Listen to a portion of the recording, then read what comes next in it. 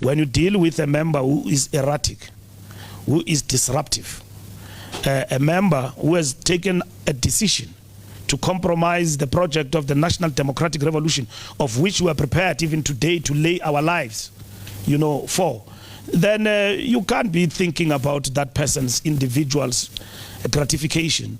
You think about the organization and the National Democratic Revolution of what we stand for. It's no longer about Jacob Zuma. It's about the party. It's about what the ANC stand for and what this individual seeks to do. And I don't want to delve too much, because when somebody says I can save the party by working with enemies of the ANC, you can analyze for yourself what kind of a strategic perspective is that, coming from a person who calls himself a commissar, a former intelligence officer, a political strategist, and then says that at the twilight of his time, with all his political consciousness amassed together, that person says, with all of this, I believe I can save the ANC by working with its enemies and opponents and save it back. It's not being disruptive. You are putting the project in danger for yourself. You don't care. Yes, you will have followers, but the danger you would have done for the sake of yourself and everybody else, you will see it in the next life. We who are still around, we've got an obligation, the responsibility to defend the revolution. We don't blame those who follow, because it is a question of love and feelings for them. They love Jacob Zuma, and they feel this and that about Jacob Zuma, but they see it narrowly, that they will gain 2/3 majority. Over a period of time, this party will have 2/3 majority. That's what they preach. We never had 2/3 majority since Mbeki. Now a new party within a couple of months will have 2/3 majority. It's not a miracle. I mean, it is something to be seen by all, happening in our lifetime. So in this particular instance, the support of that individual will be gauged by what happens in this campaign of the election. But at the end of the day, to us, we cannot put up with this, because we see it very clear. Where you then say, these ones are so bad, I'm even prepared to start from scratch and take their trademark and everything else and go and work with their opponents, including their enemies, because an enemy does not come with a straight face. It comes in different forms. So it can support you without you seeing it. And he knows, he has been around. He knows how counter-revolution functions. Now, to get Jacob Zuma in 2024 to be defined by us as a classical case of counter-revolution, it's something that you could have never imagined, because this is what counter-revolution does. The options of engagement equally are not closed. So that they've been pursued over time, and they've proven to be worthless and not wielding any result, as he was in no position to engage with us as leadership. So it is not long. We are now in January end. A structure of the ANC have duly met and taken a decision, and that is not long. And President Zuma, I'm sure, between that decision and today, he has had more than 40 rallies in different areas. That shows his determination to leave the ANC, meaning forward ever, backward never. And then with one of the rallies in Kwaklimba yesterday. So that tells you that that person is not in a frame of mind of looking in a different direction. It is an act of disruption and determination to get to where they want to get to. So it's not long. It's a question of taking the right decision at the right time, and giving people the benefit of doubt in whatever that they do. Deservedly so, because they've served this organization for the longest of time. And you can't run away from the fact that when that happened, others dismissed it as an April Fool. And it was not. We knew that this thing has been in the works, and we knew that MK will be announced on the 16th. And because the first initiative to try and form this party was started off, you will see in our papers in court, it did not succeed. So it was a shock to us that it succeeded, despite the submissions we made. But that is a matter for the courts to decide, the electoral court. But in this particular instance, you know, when something you observe and then you come across it, you think that no, it can't happen. But eventually it does happen. And the way we have known about it, and then it was confirmed on the 16th, not by Dalai Lama, but approached, but by Jacob Zuma himself. He didn't send somebody to announce it on his behalf. He owned it up.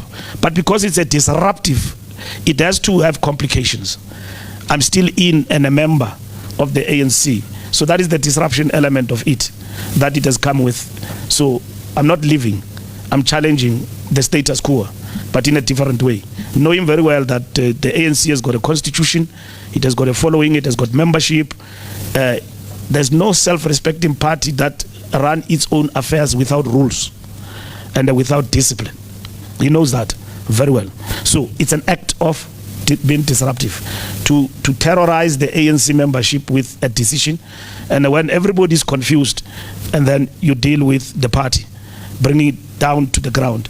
And between then and now, you will see that the mobilization has been going hard on the ground, but equally we're monitoring the response, where it is, the pockets of it and all of that. So you're not trailing the party.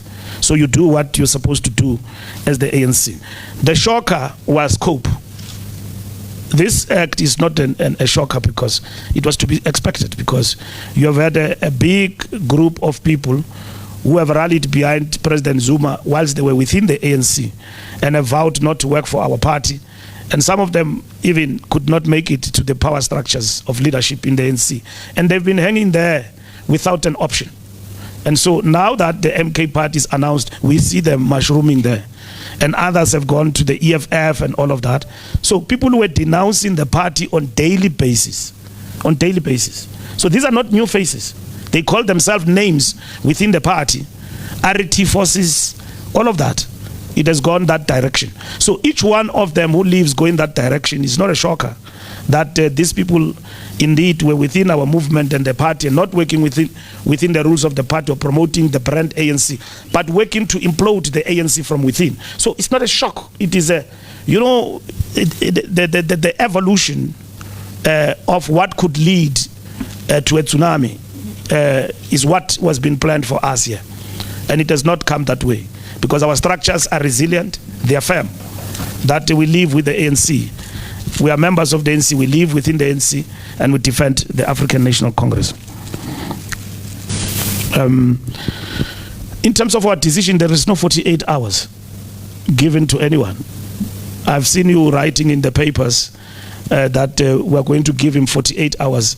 Rule 25.60 doesn't talk to 48 hours. You are summarily or temporarily combined, Samkel, not dismissed, suspended. You can make your case, whatever you can, but if we have come to a conclusion, like I wish to quote again, if it is justifiable, exceptional circumstances that warrant an immediate decision of temporary suspension of a member without eliciting comment or a response of such member as contemplated, you can take that decision. And former President Zuma has made that case beyond reasonable doubt, that there's no turning back there. If somebody says, I don't want to be party to you, I want to overthrow you, I don't believe in your leadership, I believe in my own ANC, that is not yours. So this ANC that has got a constitution, that has got rules, that has got a culture, has now come to this conclusion that that is irreversible. You don't solicit a response from a person who on a daily basis tells you that I don't want you. And even before that, you try to engage, the doors are closed.